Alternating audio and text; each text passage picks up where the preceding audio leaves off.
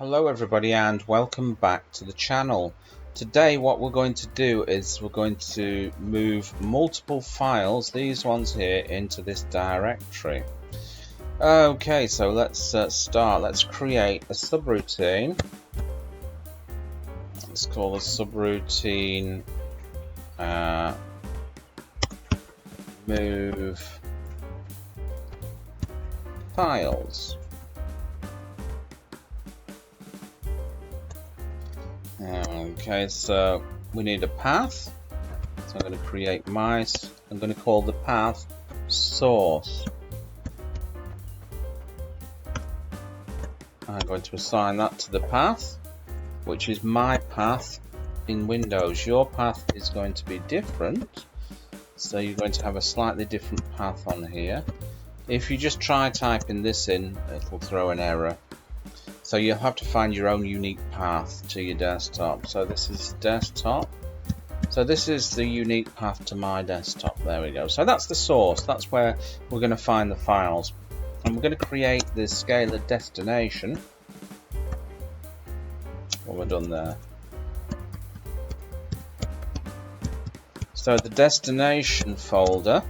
So for me, the destination folder is going to be that folder called X on my desktop. So C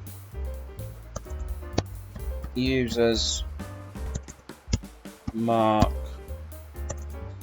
desktop, and the folder is called X. Okay, so that's my source. So my files are on my desktop, and the destination is where I want to put them. So now we're going to use chdir, so we're going to change the directory to the source directory. So now we're in the source directory, so we're on the desktop. Right, we're going to get a list of the TXT files, so we create an array files. We assign that to glob, and then we put *.txt.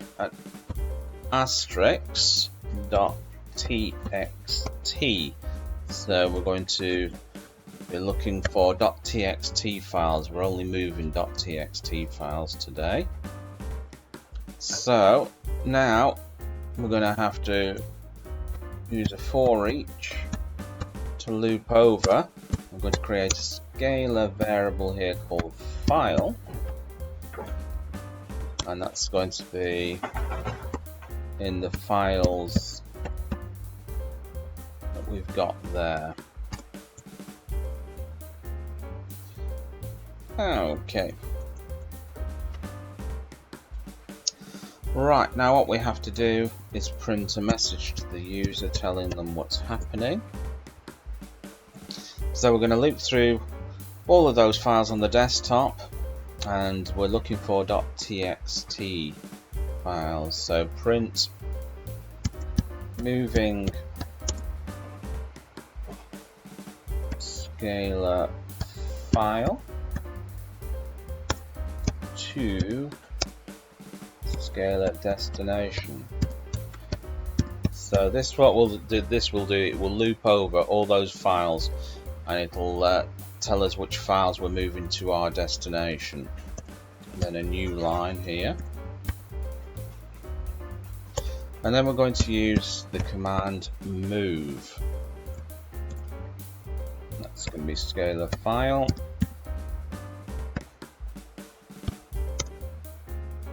we're going to use scalar destination. Yeah.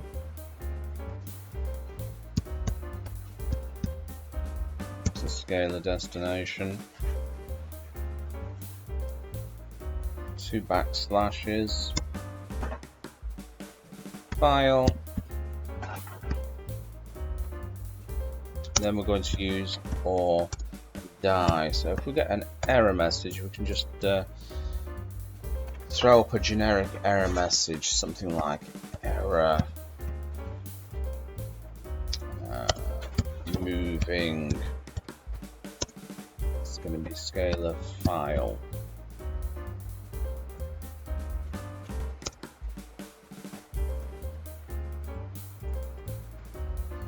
Okay, so if we have an error moving them, it should throw that message. Okay, what I'm going to do now, I'm going to pause the program for 1 second using sleep. So that's going to give it a little break of 1 second. This is optional.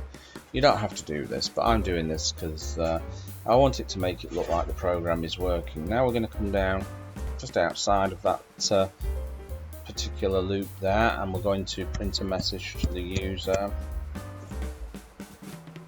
And we're going to say all the .txt files have been moved. I'm going to give the destination. I'm going to interpolate it in. I'm going to tell the user where the files have been moved to, and that's the destination there. Right, okay, we'll just save that. Hopefully I've not made any typos or anything like that, and we'll just run the program saying move files. Okay, so let's just save that. Let's just run it. Okay, let's just take a closer look at this. So moving a.txt to users, so moving bangyai script.txt to users, moving short URL text. So it's moved. What it's done, it's got all the files and folders into an array, and it's kind of looped through all of them until it's found .txt files. And once it's found the .txt file, it's moved it to the new destination here, and that's the last message to the user. All the .txt files have been moved to this directory here. Okay, so let's just have a look at that. All the files have gone, and this is X directory, and all the files are in here. So there you go. Bob's your uncle and Fanny is your auntie. I hope you enjoyed that. And remember, if you're not already subscribed, you need to hit that subscribe button below. It will help out the channel. Make sure you turn on the bell notifications as well, because you don't want to miss one of my videos. And give it a thumbs up, leave me a comment, and I'll catch you in another video. Bye-bye.